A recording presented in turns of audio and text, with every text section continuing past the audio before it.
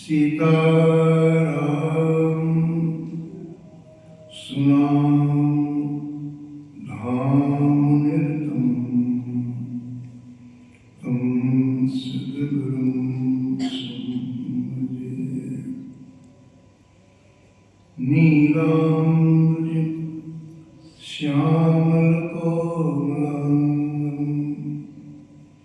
सीतासमारोपितभवनं पारो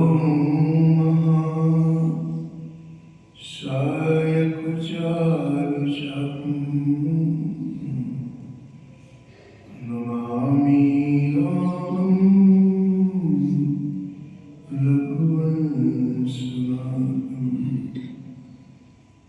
यत्र यत्र रघुनाथ कीर्तनं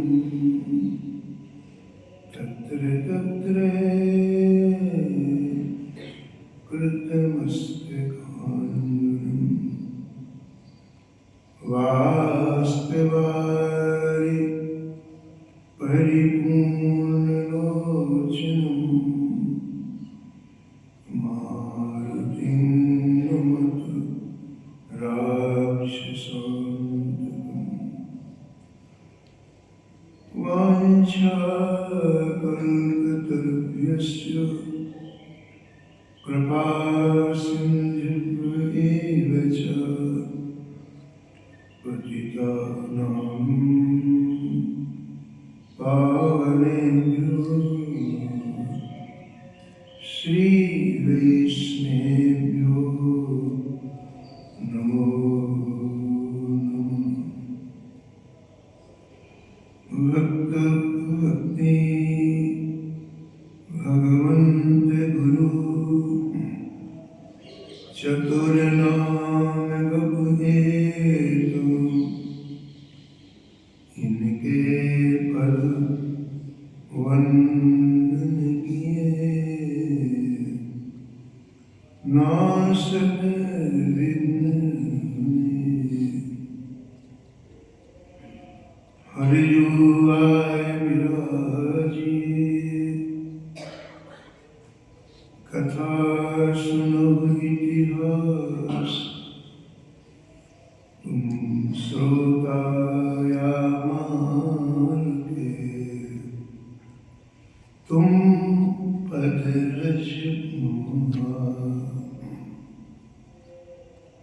तुम पीछे जो रहे श्रोता है रसिकान जिनके सकल मनोरथ पूर्व श्री भगवान। राधे राधे गोविंद गोविंद गोविंद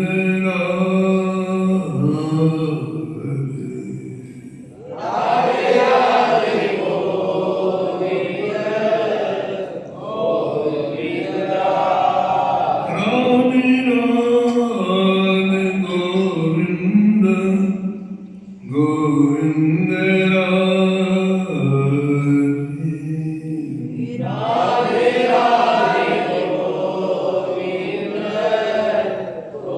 गोविंद गोविंद राधे बोलो गोपाल राधे गोविंद राधे बोलो गोपाल राधे राधे गोविंद गोविंद राधे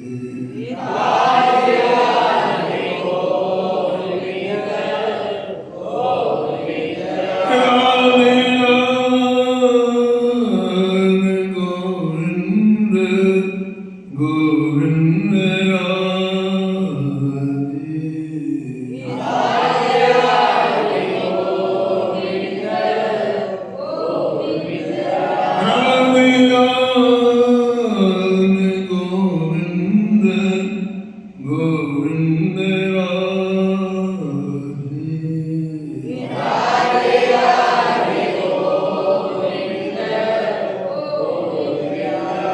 गोविंद राधे बोलो गोपाल राधे गोविंद राधे बोलो गोपाल राधे राधे गोविंद गोविंद राधे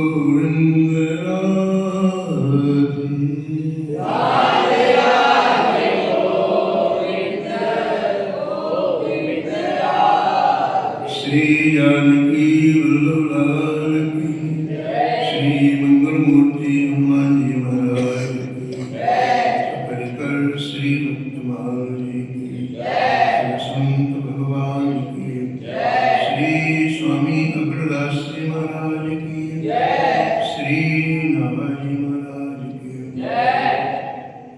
श्री प्रियादास जी महाराज की श्री वृंदावन धाम की श्री बांके बिहारी लाल की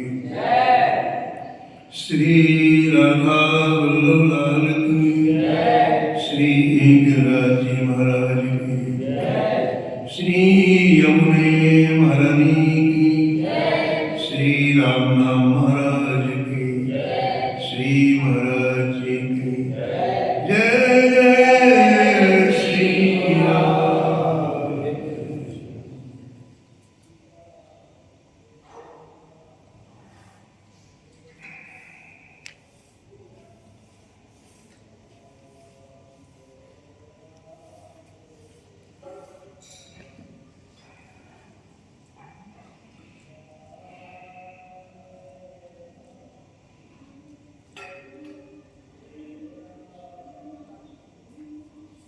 आज श्री बिहार पंचमी है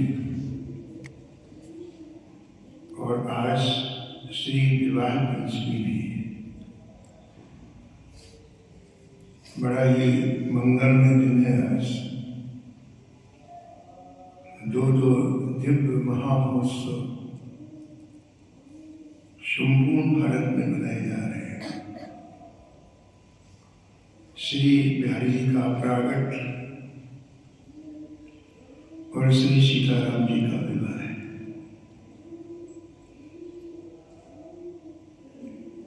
इन मांगलिक तिथियों का एक वैशिष्ट होता है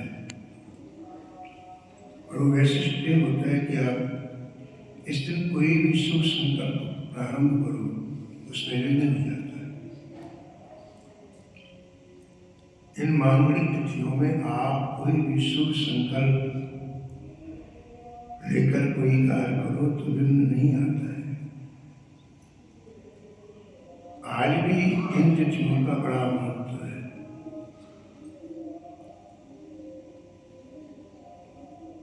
और जो भी महोत्सव मनाए जाते हैं, चाहे श्री बिहारी जी का महोत्सव हो, चाहे श्री जानकी वल्लभ जी के विवाह का महोत्सव, उससे बहुत बड़ा आशीर्वाद प्राप्त होता है। इस उत्सव को जो मना रहे हैं, नंबर 1, इस उत्सव में जो सम्मिलित हो रहे हैं, नंबर 2, इस उत्सव में जो गायन कर रहे हैं, नंबर 3, और इस उत्सव को जो सुन रहे हैं, नंबर बराबर कर रहे हैं। पूरी महाराज जी श्रीमती महाराज कहते थे कि एक व्यक्ति ने 10 लाख खर्च करके उत्सव मनाया, आपके पास 10 लाख नहीं है, कोई बात नहीं, आप उत्सव में जाकर के खड़े हो जाओ, उत्सव को देख लो, जितना फल 10 लाख खर्च करने वाले उतना आपको मिलेगा, 1 इंच भी कम नहीं मिलेगा।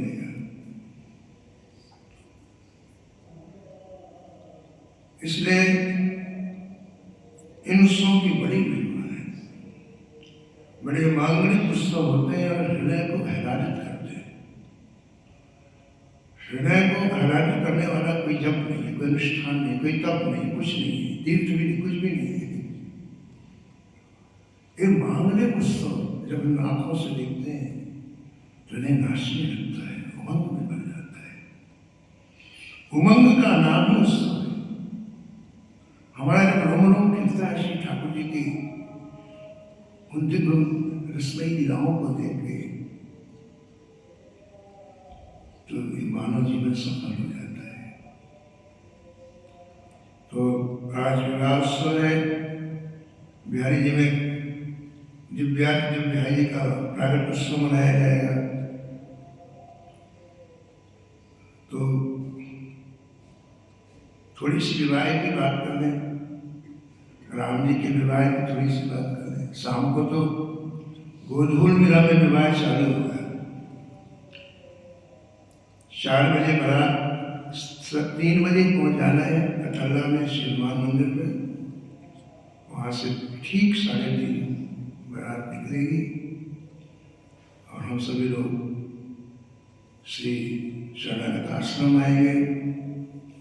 उसके बाद ठीक गोधूल मेला में श्री सीताराम जी के विवाह की प्रक्रिया प्रारंभ हो जाएगी। तो जिसको जितना समय हो, यहाँ रहने वाले तो कहीं जाएंगे नहीं, लेकिन जो बाहर से आए उनके पास जितना समय हो इस रस्म उत्सव में सम्मिलित होना चाहिए। गोस्वामी जी कोई भी प्रसंग लिखते हैं तो उसकी फलश्रुति लिखते हैं। अगर हम ये चीज सुनेंगे, देखेंगे, गाएंगे तो क्या फल मिलेगा। तो जब गोस्वामी से पूछा गया कि जो लोग विवाह में सम्मिलित होंगे, देखेंगे, सुनेंगे, उन्हें क्या मिलेगा, तो गोस्वामी जी ने कहा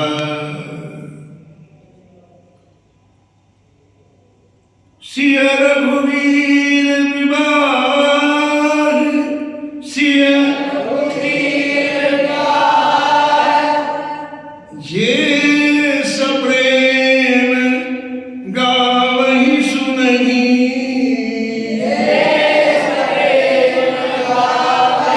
सिया रघुवीर विवाह,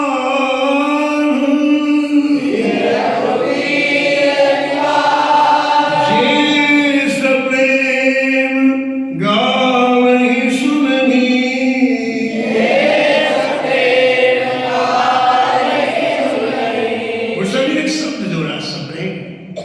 देखो ठाकुर जी के कोई भी काम करो ना, उदासी से मत करो, व्यापारिक बुद्धि से मत करो। ये करेंगे तो ये हो जाएगा, अरे वो इतना देंगे तुम संभाल नहीं पाओगे, क्या लगा रहे हो, ये कर देंगे तो इतना हो जाएगा। मन को प्रेम में डुबो करके करो, सप्रेम। यहाँ आप आते हो ना तो अपनी मान्यताएं, अपनी सोच गेट के बाहर रख के आया, बस प्रेम में भर करके ठाकुर जी का दर्शन करो, प्रेम में भर के ठाकुर जी की कथा सुनो, सप्रेम सुनो। ये सप्रेम शब्द इतना गोस्वामी जी को प्रिय है कि मानस में कई जगह उल्लेखित किया, कई जगह इस शब्द को उन्होंने लिखा। जहां नाम की महिमा लिखी वहां भी गोस्वामी जी चुके नहीं। यदि सप्रेम आप नाम लोगे तो आंखों के सामने से ठाकुर जी हटेंगे नहीं एक क्षण के लिए। सप्रेम शब्द सामान्य साहित्य प्रेम माने प्रेम, ऐसा कोई जीव नहीं इसके अंदर प्रेम ना हो। पैसे में नहीं खरीदना आपको, उधार नहीं करना, आपके पास चीज है आप उपयोग नहीं कर रहे।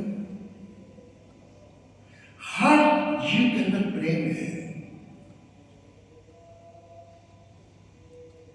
उसको कैसे नहीं करता। तो आप श्री सीताराम जी के विवाह कुछ सप्रेम सुने, और सीताराम जी के विवाह को गाने वालों का सप्रेम गाए तो क्या होगा। तिनका सदा उछाऊ, तिनका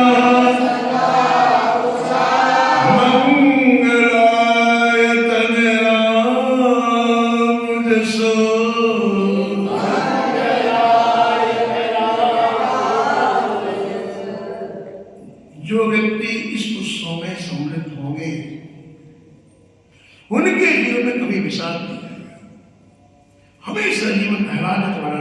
एक पहली फलश्रुति को समझिए, जो इस विवाह उत्सव में सम्मिलित होंगे, विवाह उत्सव के आयोजन में अपना श्रम करेंगे, तन मन धन लगाएंगे, उनके जीवन में कभी विषाद नहीं आएगा, सदा उसका रोम रोम खिला रहेगा। क्यों खिला रहेगा?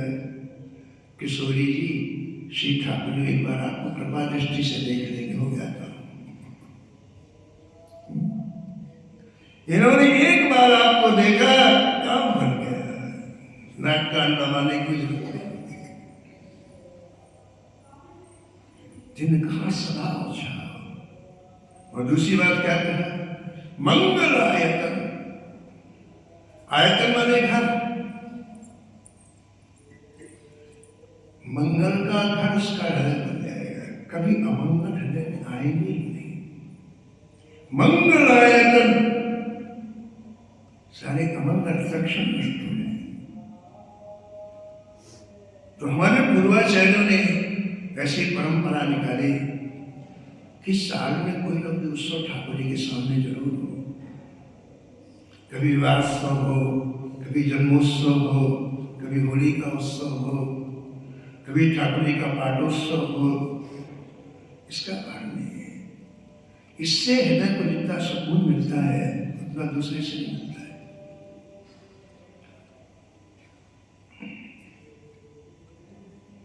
तो हम लोग कुछ क्षणों के लिए अपने मन को जनकपुर ले चले। विवाह का होगा जनकपुर में तो होगा,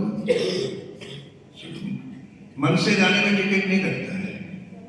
शरीर से जाना हो तब तो भाई कैसे जाओगे आप, ट्रेन से जाओगे, कार से जाओगे, हवाई जहाज से जाओगे, फिर पहुंच भी नहीं पाओगे। आज ही विवाह है, मन से चलते हैं, मन से जाने में कितनी देर लगती है। आपने कहा पहुंचे, तो हम लोग मन से चले, कहा श्री जनकपुर चले, और जनकपुर भी कहा जहाँ गुरुदेव के पास राम जी खड़े हैं। राम जी ने गुरुदेव की एक सेवा निश्चित कर दी। जब तक गुरुदेव वशिष्ठ के विश्वामित्र जी के साथ में रहे राम जी, तो उनकी एक सेवा थी, श्री गुरुदेव के लिए, श्री ठाकुर के पूजन के लिए प्रतिदिन पुष्प और तुलसी लाने की सेवा राम जी स्वयं करते थे। क्या लक्ष्मण जी को नहीं कह सकते थे? ऐसा नहीं। जहां तक हो सके ठाकुर सेवा में, गुरु सेवा में हम स्वयं लगेंगे, हम उसका लाभ मिलेगा। तो राम जी ये सेवा जब तक विश्वामित्र जी के साथ में रहे, प्रातःकाल पुष्प और तुलसी लाने की प्रतिदिन करते थे। आज सेवा करने वालों को कितना जागरूक होना चाहिए। जनकपुर आए और आने के बाद सबसे देखे यहाँ सुंदर पुष्पोद्यान का है। कर सेवा पुष्प लाना तो पहले देखना पड़ेगा ना। तो लक्ष्मण जी किस तरह देखने के लिए गए,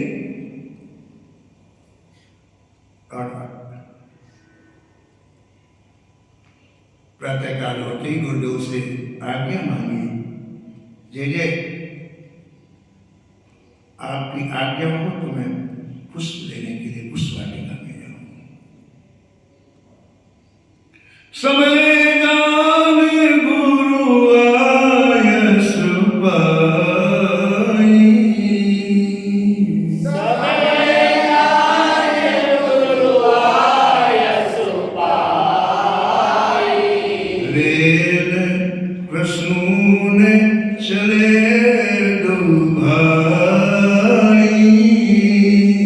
रेल प्रसून चले दो भाई, रेल प्रसून चले दो भाई, रेल प्रसून चले दो भाई।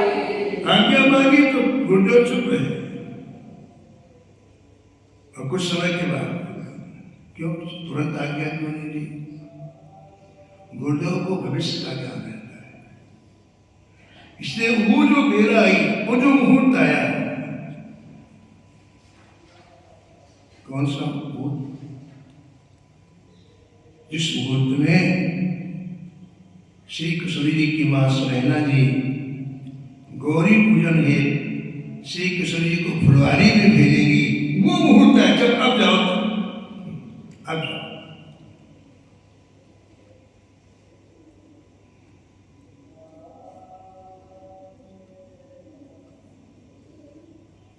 सखिन सहित तिहि अवसर विधि के संयोग, गिरजा पूजन को जानकी जी आई है, गीतावली में लिखा है। ऐसा है संयोग, इधर से ठाकुर जी चले, उधर से किशोरी जी आई।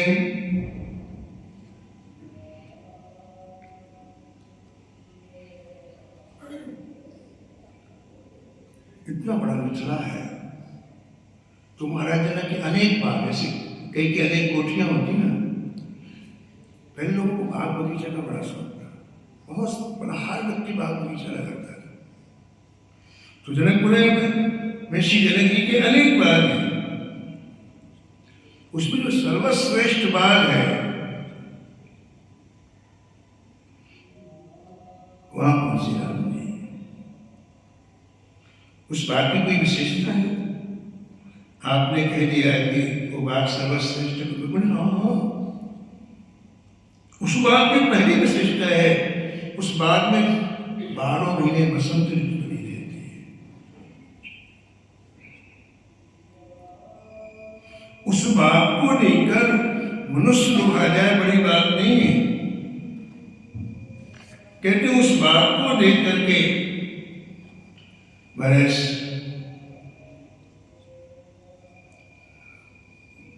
पक्षी भी मोहित हो जाते हैं। इस बाग की एक खास बात और सुना, फल और फूल एक साथ नहीं होते हैं, पर इस बाग में जो वृक्ष हैं उनकी किसी शाखाओं में कोपल लग रहे हैं, किसी शाखाओं में फूल लग रहे हैं, किसी शाखा में फल लग रहे हैं। वृक्ष की संपत्ति फल और फूल है, और अपनी संपत्ति पूरी तरह से प्रदर्शित कर रहे हैं। पल्लव भी हैं, फल भी हैं, सुमन भी हैं।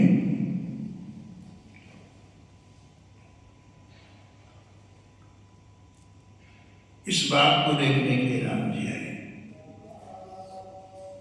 और गोस्वामी ने कहा कि परम रम्य आराम यह जो रामेश्वर दे। आराम माने बाग, ये जो परम रम्य सुंदर बाग है, ये राम जी को सुन दे रहा है। राम जी तो दुनिया को सुन देते हैं, लेकिन ये बाग इतना सुंदर है कि राम जी को सुन दे रहे हैं। एक सब बड़ी अच्छी बात कहते हैं, ये जो बाग है ना, इसमें जो वृक्ष है ये सामान्य वृक्ष नहीं है, नित्य मुक्त जीव ही वृक्ष बने हुए। उन्हें आज किशोरी जी का मिलन देखना है,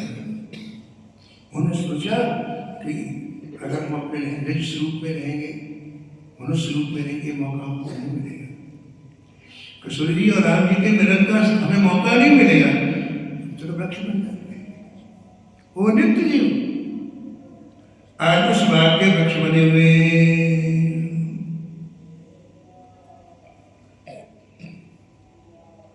चातक कोकिल कीर चकोरा, चातक कोकिल कीर चकोरा, पूजत बिहंग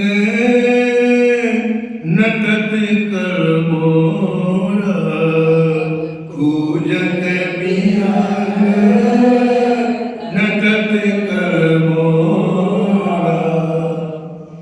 अब मन से बात को देखो, जहाँ किशोर जी को आना है, कैसा बाग हो। मुझे वृक्षों के ऊपर ऐसी लताएं फैली हुई हैं, लगता है कि श्वेत रंग का मंडप बन गया।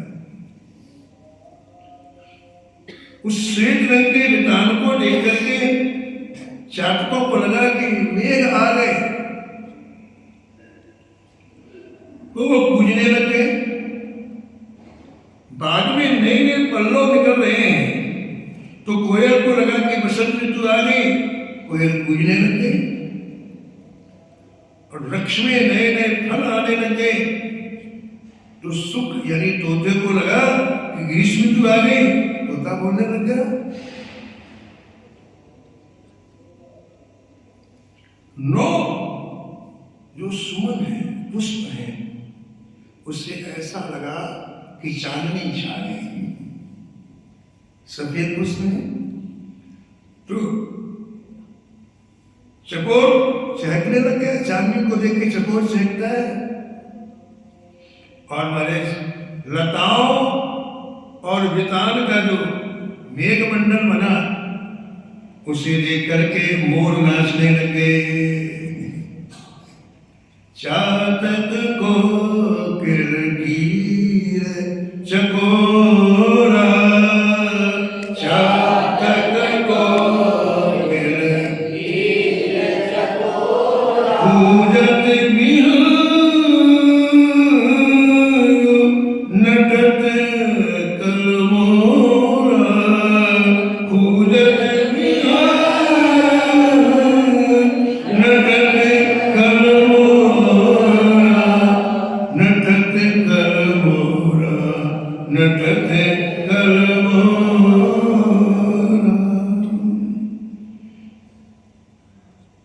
एक संत कहते थे कि गोस्वामी ने जो 5 पक्षियों का नाम लिया है ना, ये 5 प्रकार के भक्त हैं श्री युगल सरकार के, श्री जानकी वल्लभ जी के। और ये 5 प्रकार के भक्त आज श्री सीताराम जी के मिलन के उत्सव को देख करके रूप छिपा करके आए बाग में। पहला भक्त चातक। चातक कौन सा भक्त है? आरक भक्त है। दूसरा भक्त है कोकिल, कोयल। कोयल कौन सा भक्त है? जिज्ञासु भक्त है। तीसरा भक्त है कीर, कीर मन तोता, ये अर्थार्थी भक्त है। चौथा भक्त है चकोर, ज्ञानी भक्त है।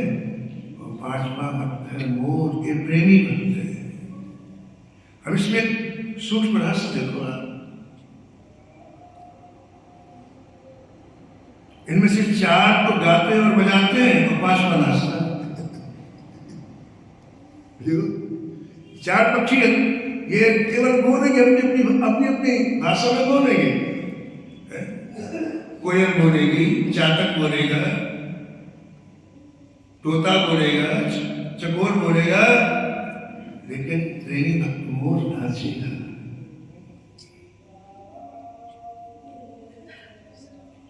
कमल के बाग के मध्य में दिव्य सरोवर है, उस सरोवर में कमल खिले हुए हैं, दिव्य कमल भौरे गुंजाय कर रहे हैं।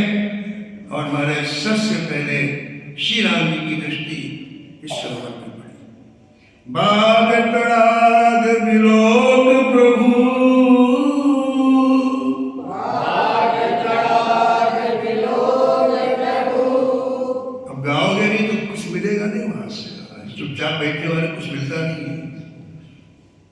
उस समय क्या करना चाहिए? बोलो, गाना चाहिए। और उस समय क्या करना चाहिए? मेरा प्रेम सूखा व्यक्ति नाचता है कभी, इसके अंदर प्रेम होता हो नाचता है। इसलिए साल भर भरेगा नाच, विवाह में तो नाच लेना, थोड़ा सा, थोड़ा गा लो, थोड़े से गा लो, ज्यादा नहीं, नुकसान हो गया, थोड़ी गा। बाग तड़ाग विलोक प्रभु, बाग तड़ाग विलोक प्रभु, हर से बंधु समेत, हर से बंधु समेत, परम रम्य राम यह,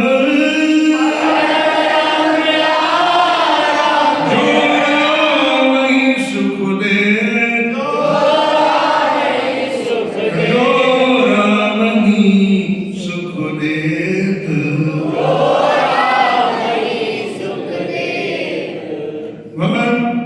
सेंटर में आए, बाग के तड़ाग के पास, सरोवर के पास, और चारों तरफ देखने लगे। क्या देख रहे साहब? तो बिना माली के पूछे पुष्प नहीं लेना चाहिए, इतनी मजा नहीं। कृष्ण जी होते तो हरे राम का नाम क्या दूसरा पास, ठीक है, राम जी इतने सीधे साधे होने वाले कि उस उद्यान में जब तक माली से नहीं पूछेंगे तब तक गुरु जी कभी पुष्प नहीं लेंगे। तो कहाँ है माली? देख रहे, इधर देखा, इधर देखा, चहुदिश चितै पूछ माली गण, चहुदिश चितै पूछ माली गण। फुलवारी किस्मों में देख रहे हैं, चारों दिशाओं में देख रहे हैं।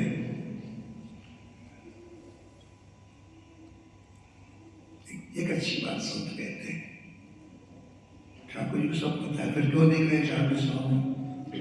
बोले आज बाग में जितनी लताएं हैं, जितने वृक्ष हैं, सबके ऊपर कृपा करने के लिए देख रहे हैं। अपनी कृपा दृष्टि डालेंगे तभी तो उनका उद्धार होगा ना। तो प्रत्येक वृक्ष उनकी दृष्टि में आ जाए, प्रत्येक लता आ जाए, प्रत्येक पक्षी आ जाए, इसलिए श्री ठाकुर ने चारों तरफ देखा।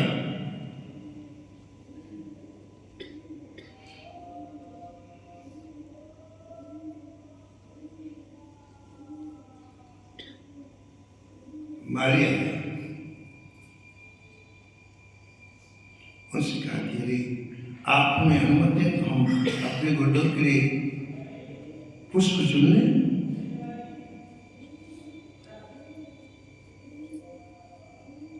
तो मारिया ने कहा नहीं, हम चुन के ला देते आपको, आपके लिए पुष्प चाहिए, बेलपत्र चाहिए, तुलसी, हम ले आते हैं, आप यही बिराजे रहे, हम एक बढ़िया बढ़िया सुंदर सुंदर पुष्प ले आएंगे। राम जी कहा नहीं, गुरुदेव की सेवा स्वयं करनी चाहिए, इसलिए हम स्वयं भी लेंगे।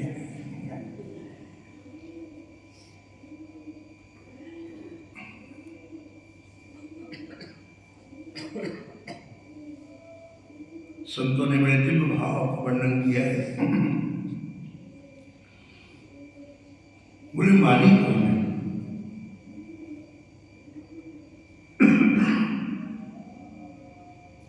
मालियों से पूछा माली कौन है? तो संतों ने कहा कि माया युक्ता आली समाली। मां नाम श्री का है, शोभा का है, श्री शोभा से जो युक्त है, ऐसी सखी गुणों से पूछा। माली का अर्थ यहां रस्तों में सखी का, जो श्री और शोभा से युक्त है, ऐसी सखी गुणों से किसने पूछा? राजकिशोर ने, यानी राम जी ने। क्या पूछा? किशोरी जी के आने की कुछ खबर है? क्या पूछा? किशोरी जी के आने की कुछ खबर है? सखी बोली हाँ हाँ, बस आना ही चाहती है। और राजकिशोर जी प्रसन्न होकर के और दल और फूल लेने लगे। तेहि अवसर सीता तहाँ आई।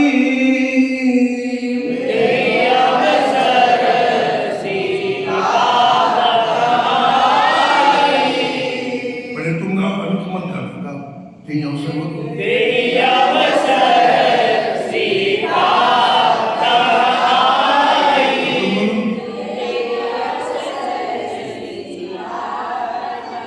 किशोरी जी को हरा दिया, बताओ कमाल। किशोरी जी का विवाह पक्ष तुम्हारे इतना मजबूत होना चाहिए, बिहारी तक आवाज है, फिर गाओ।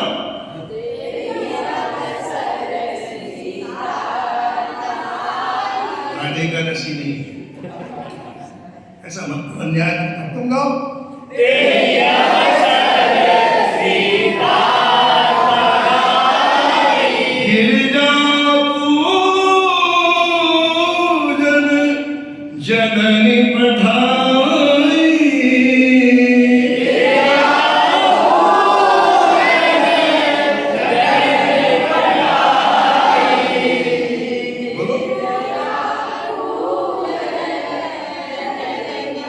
जननी पठाई, जननी पठाई, जननी पठाई, जननी पठाई।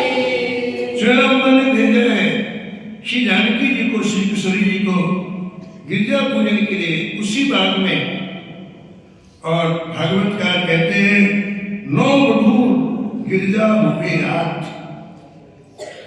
जिसका विवाह होने वाला होता है उससे गिरजा का विवाह करना है, पूजन करना ही होता है।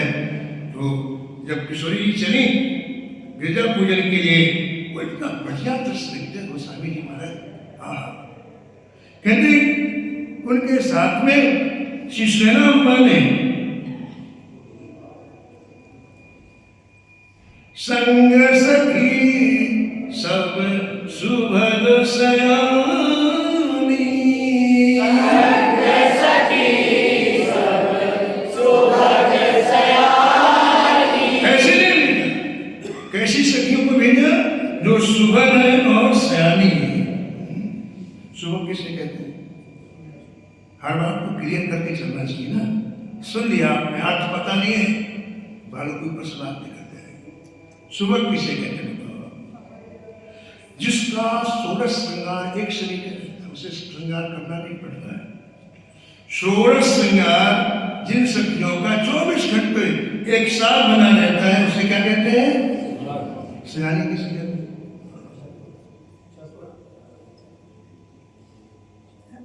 जिनकी चतुराई के आगे सरस्वती जी बंद है। सरस्वती जी की बुद्धि काम नहीं करती है। इतनी चतुर जो सखियां हैं उनको क्या बोलते हैं? सयानी। अब थोड़ी सी इधर की बात, टर्मिनोलॉजी थोड़ा समझो आप।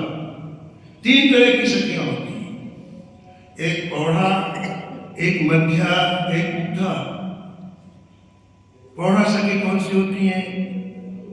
जो किशोरी जी ने आज्ञा दी वो सेवा करती है। ठीक, किशोरी जी ने जो आज्ञा दी वो सेवा जो करती उन्हें कौन सी सखी बोलते हैं?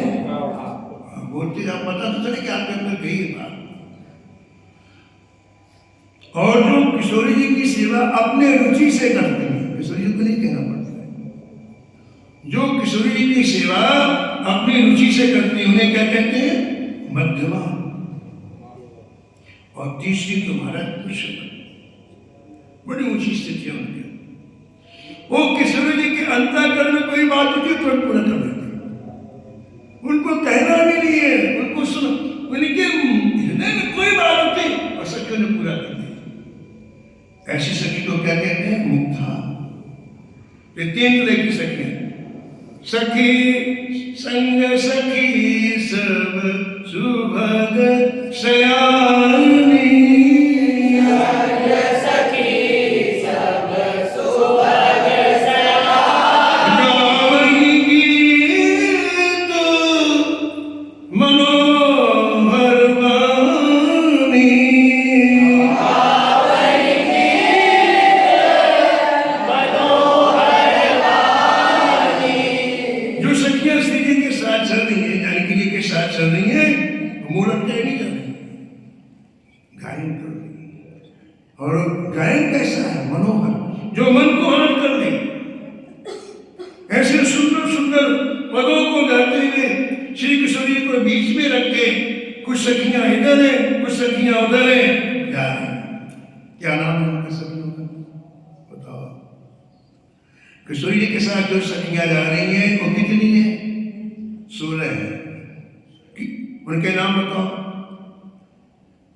उज्ज्वला, कांचनी, चित्रा, चित्ररेखा, सुधामुखी, हंसी, प्रहंसी, कमला, विमलाक्षी, सुदंतता, चंद्रानना, चंद्रकला, माधुर्य सारिणी वराय, कर्पूरांगी, वरारोहा इत्याद्या सोरस स्मृता, शोभना, शुभदा, शांता, संतोषा, सुखदा, सुनी,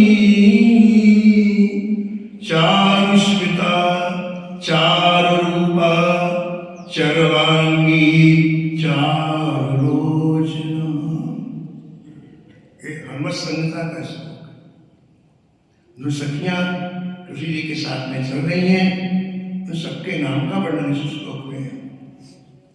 क्योंकि जो गा रही है तो ऐसा लगता है कि आज संपूर्ण राग और रागनी प्रकट हो गई इस बात में। उनकी आवाज में ऐसा लगता है कि साक्षात रागिनियां प्रकट होकर नृत्य कर रही हैं। सरोवर आ गया, गई, बाघ आ गया, महल से चली बाघ आ गया, और सेंटर में सरोवर है बाघ के, तो सरोवर आ गया। और सरोवर के समीप में गिरिजा जी का मंदिर है, श्री गौरी का मंदिर है। तो सखियों के सहित देखो कैसा विधान है पूजन का। पहले सरोवर में स्नान किया, ऐसी पूजन हो गया। उस सरोवर में श्री किशोरी जी ने सखियों के साथ स्नान किया। अब इतनी प्रसन्नता है सखियों को कि किशोरी जी को के प्रवेश करते सरोवर में अनेक तरह की जल क्रियाएं करने लगे। सखियां किशोरी जी से जल क्रियाएं करने लगी, फूलों की गेंद बना लेती हैं, उससे किशोरी जी को फूलों की गेंद से खिलाती हैं। कोई सखी हंस बन जाती है, कोई सखी मीन बन जाती है। किशोरी जी दौड़ के हंसों को पकड़ती हैं, उनका चुंबन करती हैं, उनको उड़ा देती हैं। ऐसे अनेक क्रियाएं सखियों के साथ उस सरोवर में किशोरी जी करने लगी। बाहर निकली और तुरंत सखियों ने किशोरी जी का षोडशोपचार श्रृंगार किया और एक दिव्य पूजन का थाल सजाया गिरजा पूजन के लिए, और किशोरी जी को लेकर के अब गिरजा के मंदिर में चले। पूजा की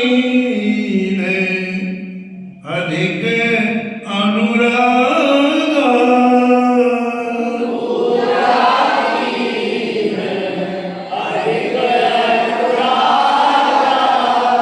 पूजा का तात्पर्य है उत्साह से ठाकुर जी की आकार करना, मन प्रसन्न होकर ठाकुर जी की सेवा करनी चाहिए। अधिक अनुराग, आप उस समय ये सोचो कि हमें सौभाग्य मिला है, हमारे ये पुरुषार्थ का फल नहीं, हमें कोई योग्यता नहीं। अगर ऐसा सोचोगे तो अहंकार है, और अहंकार जहाँ होता है सारे दुर्गुण आ जाते हैं। सारे दुर्गुण बुलाना हो ना तो अहंकारी बन जाओ। सारे संसार के विकारों को बुलाना हो, दुर्गुणों को बुलाना हो, केवल अहंकार। श्री रावणाचार्य ने कलयुग से पूछा, कलयुग शासन कैसे करते हो? सब तुम्हारी गिरफ्त में रहते हैं, तुम्हारे शासन करने का तरीका क्या है? सब पूछा। हम लोग कलयुग में रह रहे हैं तो जान लेना चाहिए। कलयुग से पूछा, तुम शासन कैसा करते हो? कलयुग ने कहा, सरकार मेरे शासन करने की बड़ी विचित्र विधि। बोले क्या? बोले मैंने एक को प्रधानमंत्री बना दिया है, उसका क्या नाम है? अभिमान, अहंकार। और मैंने क्या किया, उस प्रधानमंत्री को सबके गले में बैठा दिया। अब मेरा काम कर रहा है, मैं तो सोफे में बैठा हूं, मैं कुछ नहीं कर रहा हूं। प्रधानमंत्री को सबके यहां बैठा दिया है, अब मेरा काम करता है, सारे संसार के विकार जरूर बुलाता रहता है, मेरा मेरे हुए ही होना है। तो पूजा करें, उस समय आपके मन में भाव आए कि सीता को हमें योग दी। हनुमान जी कथा सुनने आते रोज, सबसे पीछे बैठते हैं और कथा में आते हैं, उनके आंसू बंद नहीं होते और कहते क्या है, मैं कथा सुन रही हूँ। कैसी कृपा किया ठाकुर जी, आज आपकी कथा सुनने को मुझे शोभा। ये कौन कह रहे हैं? ज्ञानी नामक दुनिया में वो हनुमान जी जब कथा सुनने आते हैं, किस भाव से सुनते हैं? वास्तवानी परिपूर्ण रोचनम, आंखें निरंतर आंसुओं से भरी रहती। तो बड़े अनुराग से पूजा किया और जिस हेतु से आई है अपने अनुरूप बरमाला। एक सखी सिय संग बिहाई,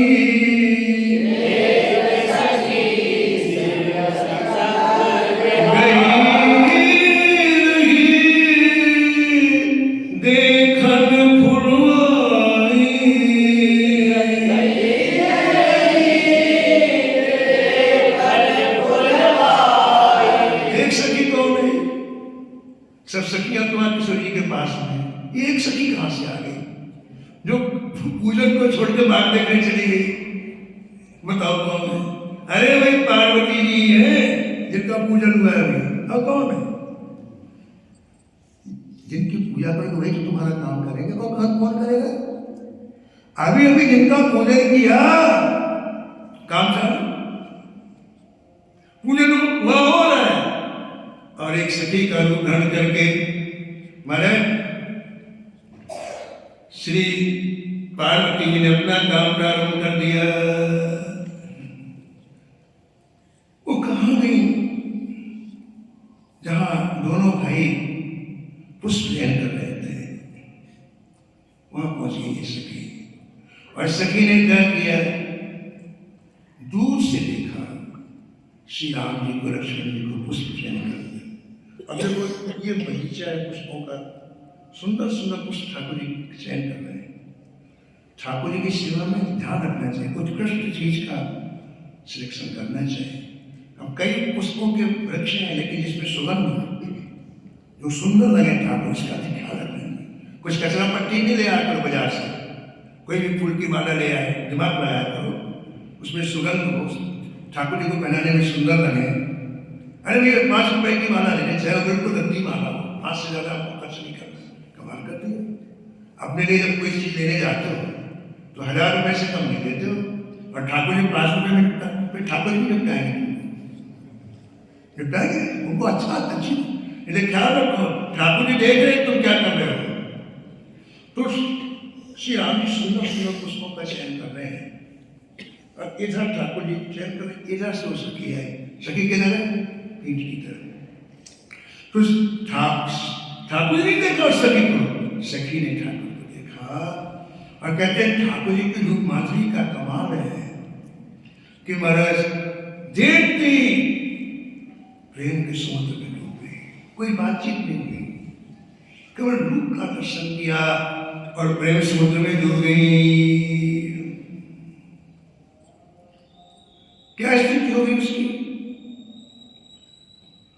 उसके केस कहाँ जा रहे हैं उसे पता नहीं है, उसका अंचल किधर जा रहा है उसे पता नहीं है, उसके जो मोतियों के हाथ थे कहाँ जा रहे हैं उसको पता नहीं है।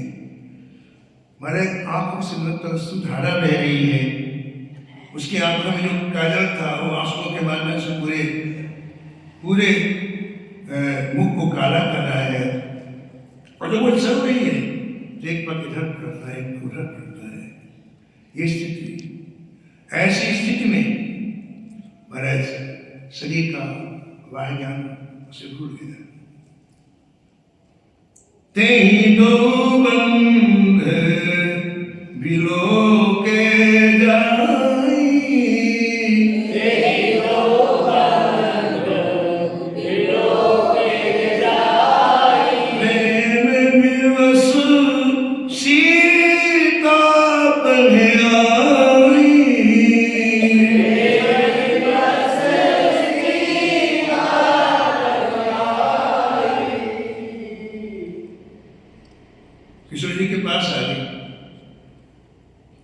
कहीं पग पड़ रहा है, कहीं शरीर की हालत ऐसी हो रही है, तो जो पूजन में सखियां थी उसमें इसको क्या होगा? वो हो गया इस शरीर का ही होश नहीं से,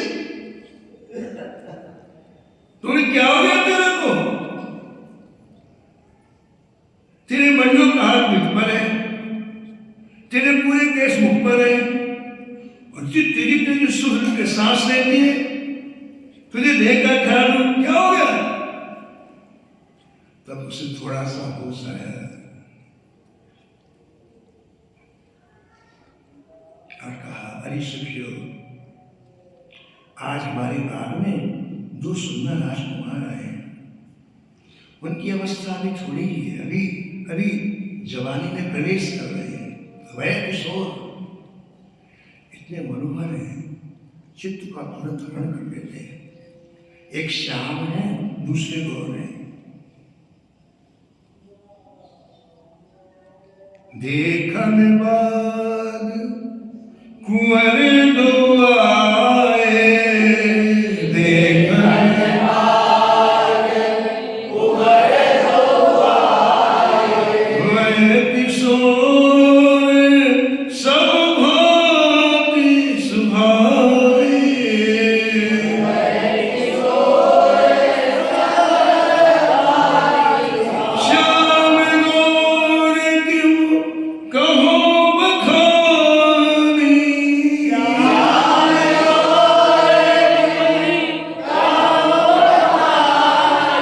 गिरा नयनो नयन बिनु बानी,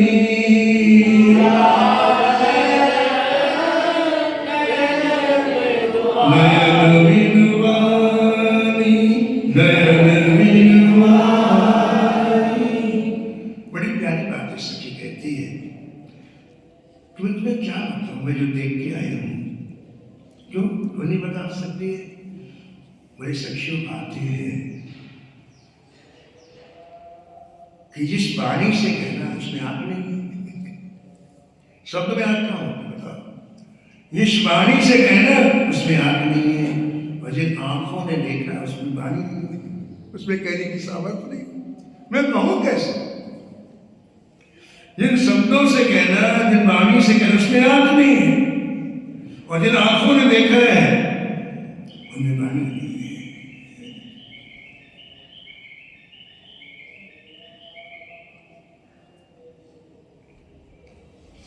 सिर पे ताज श्रवण बिच कुंदर, सिर पे ताज श्रवण बिच कुंदर। हर ठाकुरी ताज पहले ताज, क्या सिर पे ताज श्रवण बिच कुंदर, सिर पे ताज श्रवण बिच कुंदर।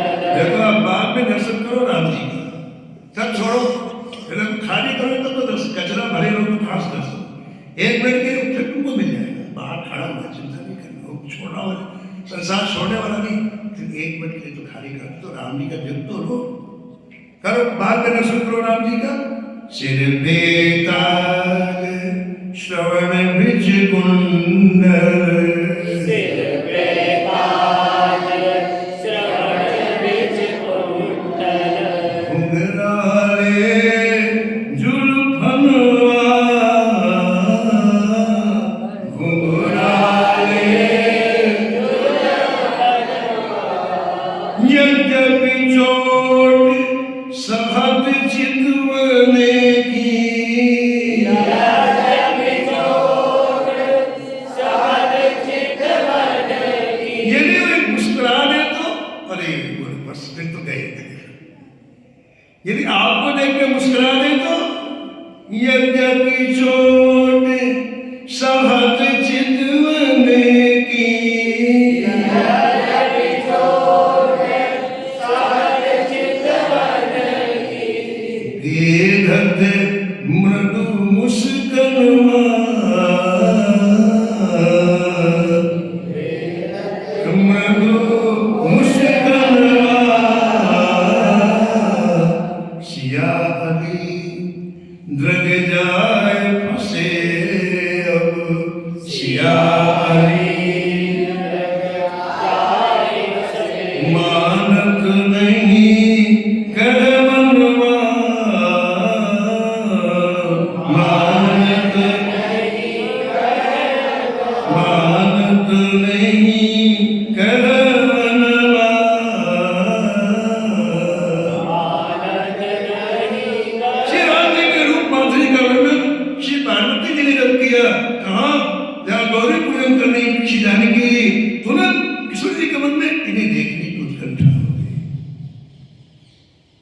उत्कंठा कब होती है?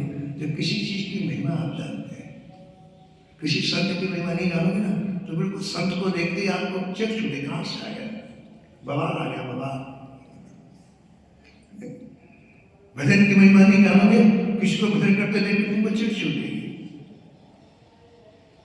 तो सत्संग के द्वारा पहले जानना चाहिए इनकी महिमा क्या। देखो किशोरी जी को पहले श्री राम जी की रूप माधुरी की महिमा पार्वती जी ने सुनाई, और महाराज ऐसे उत्कंठा हुई, ऐसी उत्कंठा हुई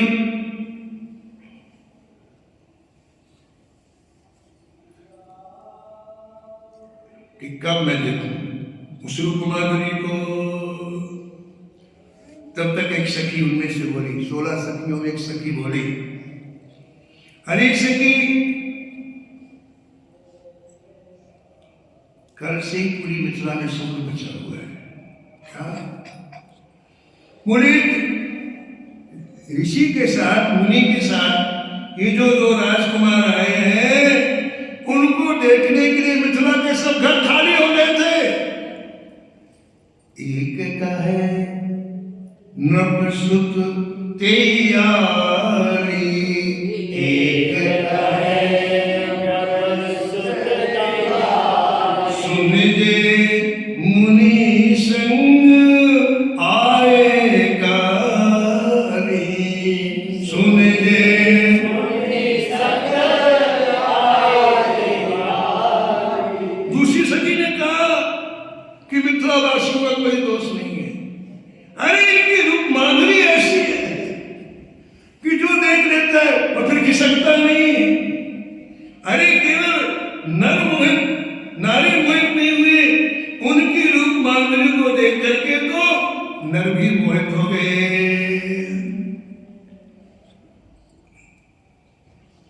अरे सखी, जनकपुर में इन्हीं की चर्चा हो रही है, इनकी जो लोकोत्तर है।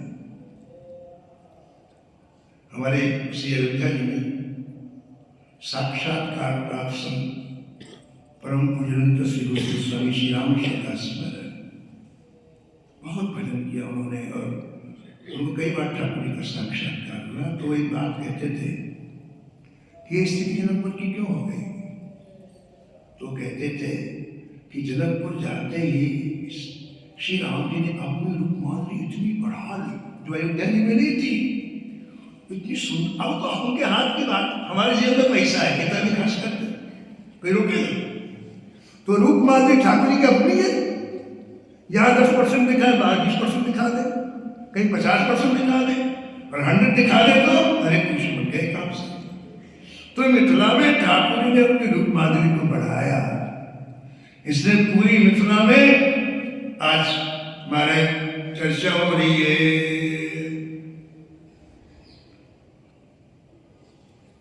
सखियां लेकर के गई हैं बाग में श्री किशोरी जी को, और जब किशोरी जी बाग में प्रवेश किया, कुशल जी के वर्णन करने की शैली देखो आप। किशोरी जी जब चली, किशोरी जी के हाथ में कंकन है, किशोरी जी की कटी में किंकिनी है, और किशोरी जी के चरणों में नूपुर है। तो जब किशोरी जी चली बाग में तो इन तीनों से धुन निकली, कंकन से भी, किंकन से भी और नूपुर से भी। अभी किसी वर्णन करने की शैली देखो आप। पहले नूपुर नहीं लिखा, पहले कंकन लिखा, फिर किंकिनी लिखा, फिर नूपुर लिखा। क्यों? कंकन से ज्यादा आवाज किंकिन में होती है, किंकिन से ज्यादा आवाज नूपुर में होती है। तो जिसकी आवाज जैसे भट्ट को क्रम दिया, कंकन के बाद किंकिन, किंकिन के बाद नूपुर, ये तीनों की आवाज किशोरी जी के श्री बपू से निकल रही है। और ये आवाज जब ठाकुर जी के कान में पड़ी तो फूल चुनना भूल गए। ठाकुर जी की, किशोरी जी के नूपुर की आवाज का जादू देखो कि ठाकुर जी फूल सुनना भूल गए। और लक्ष्मण से बोले, लक्ष्मण सुनो कंकण किंकिण नूपुर धुनी सुनी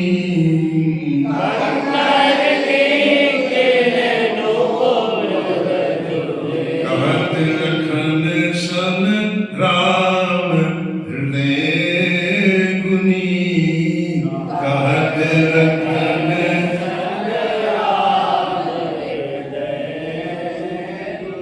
अब फूल चुना तो बंद हो गया तो जिधर से धुन आ रही थी उधर देख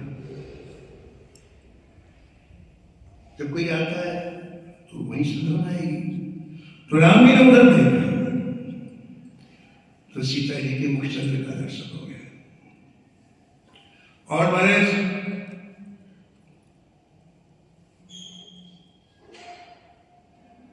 सीता जी के मुख कमल के लिए राम जी के नेत्र चकोर बन गए। चंद्र चकोर को नहीं देखता है, ये सीता जी को देख रहे, सीता जी को नहीं देख रही है, इनकी दृष्टि, लेकिन सीता जी की दृष्टि नीचे है। तो राम जी ने सबसे पहले अपनी अभिव्यक्ति की सीता जी के मुखारविंद को देखते हैं कहा लक्ष्मण पता है कौन है? इनके समीप कोई खड़ा हो जाए तो सुंदर हो जाए। जो सुंदरता को सुंदर बना दे वो किशोरी जी सुंदरता कहाँ सुंदर अरे सुंदरता छवि ग्रह दीप शिखा जनवर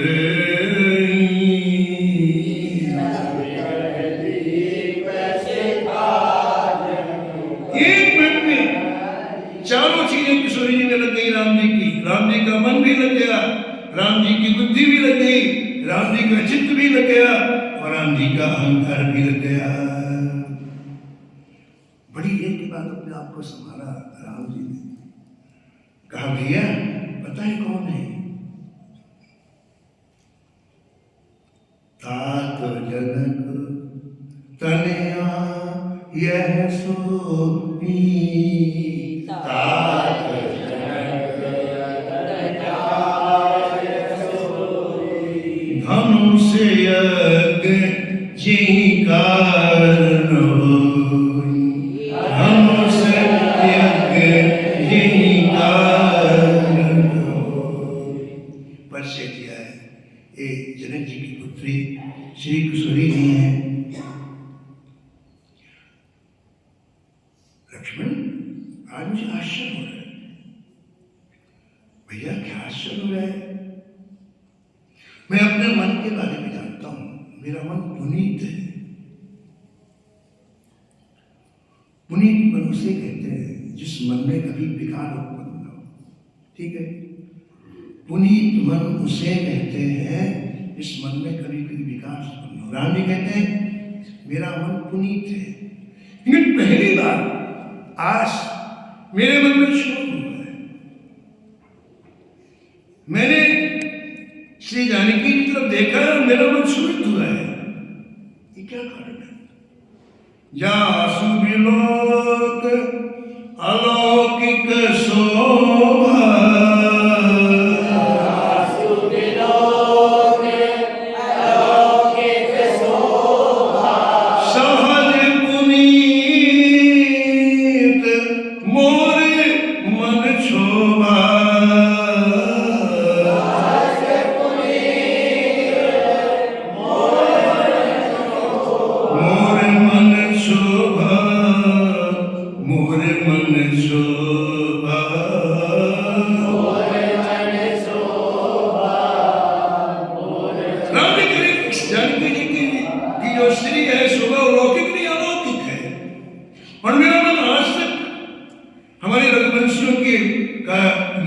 ये विरत है, प्रण है कि हमारे यहाँ कभी भी पर स्त्री में मन शोक को प्राप्त नहीं होता है। तो आज ये स्वभाव के विरुद्ध कैसा हो रहा है?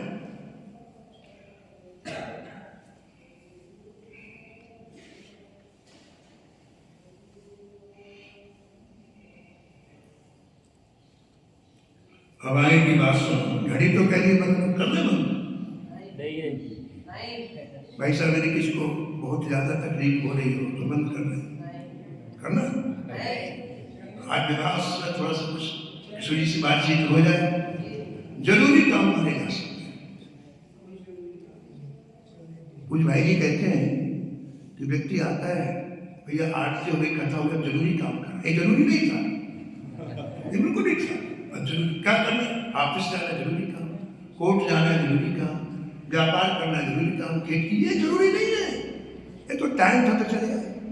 यदि आपको जरूरी काम हो आप बिल्कुल बैठना नहीं चलेगा, और जिनको जरूरी काम नहीं हो उठना नहीं, ठीक है ना। भगवान की। तो अब देखो ठाकुर जी ने देखा किशोरी जी को, किशोरी जी ने ठाकुर जी को नहीं देखा, लेकिन किसने देख लिया, सखियों ने देख लिया। सखियां बहुत सयानी, सखियों ने देखा और सखियों ने जब देखा तो सखियों ने श्री जी को दिखाया। लगाओ तब सखी ने लखाए,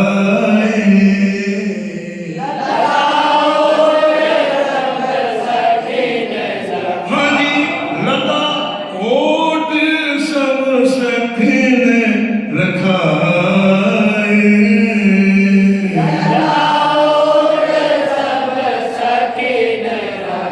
श्यामल गौर किशोर सुहाए,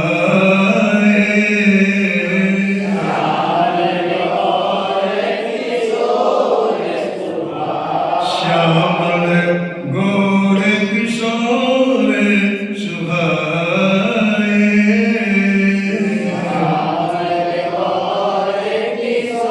सीधे नहीं लिखा सखियों ने, लता की ओर से लिखा है, लता की ओर से लिखा है, सामने देखो। और जैसे किशोर जी ने देखा, पहली बार राम जी ने देखा तो लक्ष्मण से बात करने लगे, और किशोरी ने देखा तो किसी ने बात नहीं की। क्या किया, अपने आंखों के माध्यम से राम जी को अपने हृदय में कैद कर लिया, उस सुंदरता को देखा और अपने हृदय में रख लिया, बातचीत नहीं की। जब प्रेम ज्यादा होता तो बातचीत नहीं होती। प्रेम भरा मन निज गति छूछा।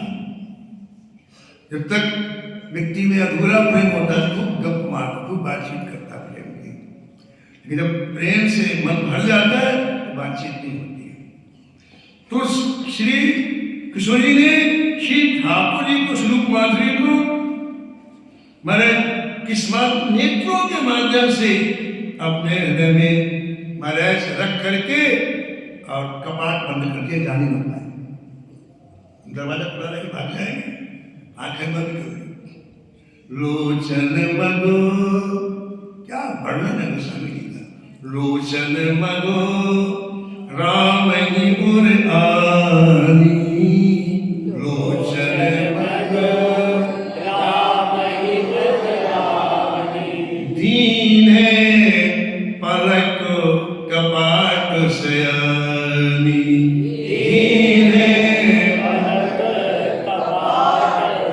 दीने पलक कपाट सयानी।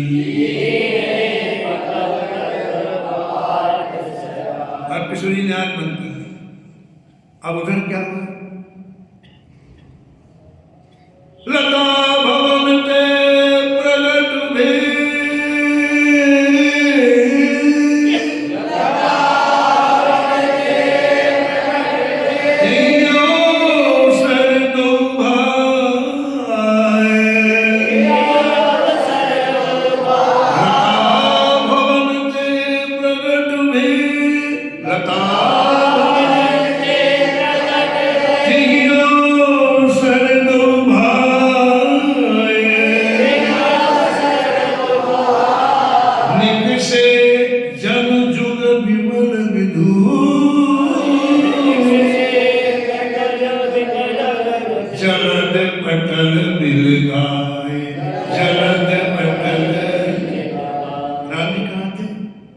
लताओं की कुंज में थे।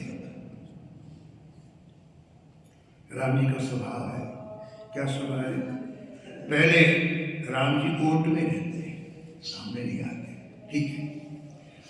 और जब आपके हृदय में अतिशय प्रेम होता है तो फिर हृदय में आते। पहले कहाँ रहते हैं? लताओं की ऊँट में। जब आपका प्रेम बढ़ेगा तो हृदय में आएंगे और फिर आंखों के सामने आते। तीन प्रक्रिया है। पहले लताओं की ऊँट में रहेंगे, प्रेम बढ़ेगा तो हृदय में आएंगे और फिर हृदय से बाहर आ जाएंगे। तो देखो भाई साहब, उस वाटिका में क्या हो रहा है आज माने प्रेम का युद्ध हो रहा है। एक संत कहते थे कि उस वाटिका में प्रेम का युद्ध हुआ। युद्ध में क्या होते हैं? योद्धा होते हैं। तो इसमें योद्धा कौन है? एक तरफ राम जी और एक तरफ कृष्ण जी। इस प्रेम के आज संग्राम में दो योद्धा हैं। कौन कौन? एक तरफ राम जी और एक तरफ किशोरी जी। आप देखो युद्ध के मैदान में कोई जाता है तो पहले चारों तरफ देखता है कौन कौन आया है, उसको देखता है, देखता कि नहीं देखता। तो राम जी जब बाग में आए, चहुमुंदे से चित है, पूछ मारी, आज कौन युद्ध कर रहा है, देखा कि नहीं देखा? चारों तरफ देखा। और किशोरी जी आई तो चित्रवती चकित चहुमुंदे सीता, उन्होंने भी देखा। राम जी ने देखा, किशोरी ने भी देखा। अब जब युद्ध होता है तो युद्ध के बाजे बजाए जाते। क्या बजाए जाते हैं? बाजे। गुरु महाराज जी सुमंत्रा जी महाराज कहते थे कि जब कौरव पांडवों का युद्ध हुआ तो द्रौपदी जी ने भीमसेन को लंका भेजा, मंदोदरी के पास। कहा जाओ निमंत्रण लेके आओ युद्ध का, कि आपस में मित्रता थी दोनों की कि युद्ध होने वाला है तो आप देखने के लिए आओ। भीमसेन को भेजा द्रौपदी ने लंका, जहाँ मंदोदरी रहती थी, कि जाओ निमंत्रण लेके आओ। भीमसेन चल दिए, लंका पहुंचे। लंका जाके द्रौपदी का संदेशा दिया। तो उन्होंने पूछा कि जो युद्ध होना है उसमें सेना कितनी है? क्या पूछा मंदोदरी ने? जो युद्ध होना है उसमें सेना कितनी है? तो भीमसेन जी ने कहा कि 11 अक्षौणी सेना औरों की, 7 अक्षौणी सेना हमारी है, 18 अक्षौणी सेना है। मंदोदरी ने कहा कि जब राम रावण का युद्ध हुआ था तो इतने लोग बैंड बजाते वाले थे। जो युद्ध का इतने लोग बैंड बजाते, क्या युद्ध देखना है? तो राम रावण का युद्ध हुआ, वो बैंड बजाते ऐसे इशारा करते, खट खट बजता बैंड। तो ये लोग तो जब युद्ध होता है तो बाजे बजाते हैं। तो पुष्प वाटिका में कौन सा बाजा बजा? कंकण किंकिण नूपुर धुनी सुनी।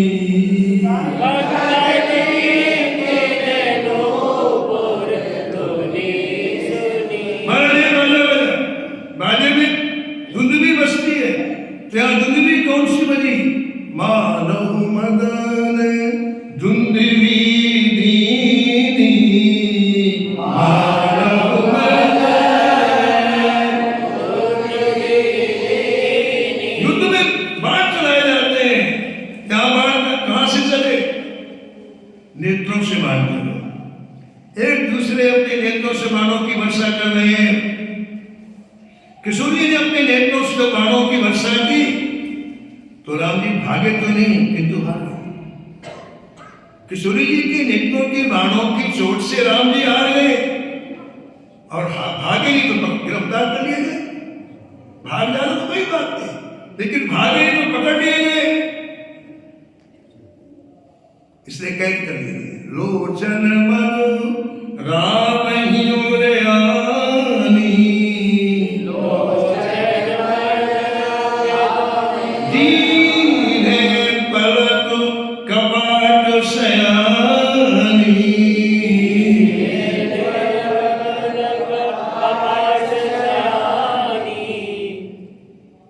और जब किशोरी जी राम जी के रूप से हार गई, राम जी की सुंदरता देखकर किशोरी जी हार गई, तब राम जी छूटे।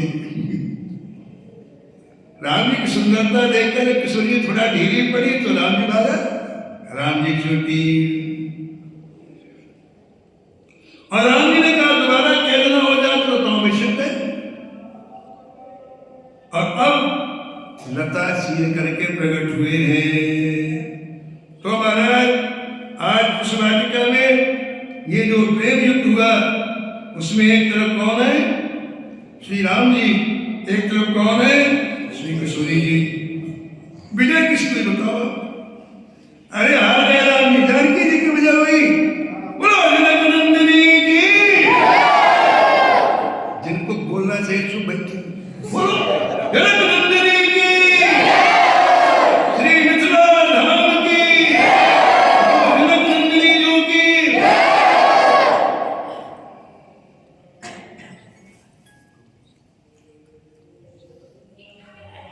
अब महाराज जी राम जी उस वाटिका से वापस आए और गुरु जी को पुष्प दिया, तुलसी दी और गुरु जी ने आशीर्वाद दिया, सुफल मनोरथ वही तुम्हारे, राम लखन सुन गए सुखारे।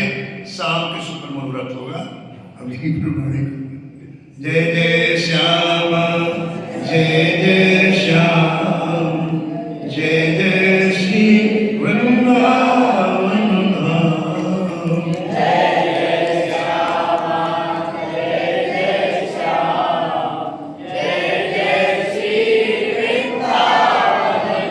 नमो श्री भक्त सुमान,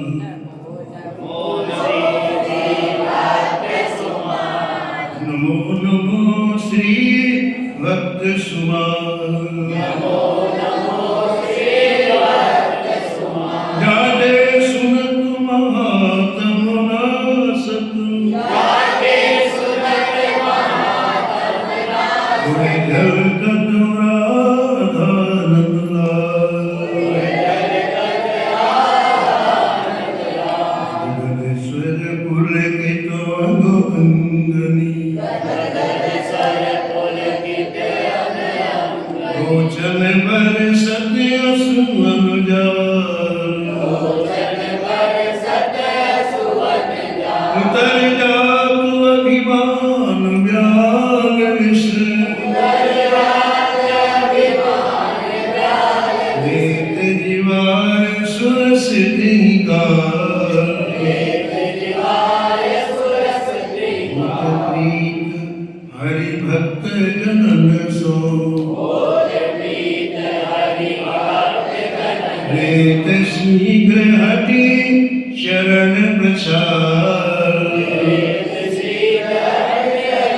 कलत कुसंग लेत सतसंगति, भाग जगत को अद्भुत भार,